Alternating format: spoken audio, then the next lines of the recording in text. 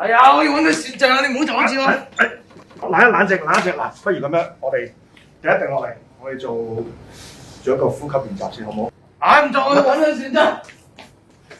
定一定落嚟先啦，第一定啦，第一定落嚟先啦，第一定落嚟先，乜都冇諗住，冇諗住，係第一定落嚟，做一做呼吸練習先。老師講一講就會定落嚟，咁易冷靜咩？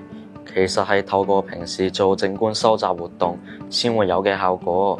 有時同同學相處嘅時候有爭拗，或者同老師有衝突嘅時候，老師會提醒我停一停，定一定個人，唔需要作出回應，試下專注呼吸，大概10零秒鐘，個心情都會定翻落嚟。我諗呢啲就係平時練習嘅靜觀修養成果。當我有情緒就嚟要爆發嘅時候，輔導老師都會帶我去靜觀花園慢慢行下，等我有空間接納自己嘅情緒，放低一啲埋怨同不滿。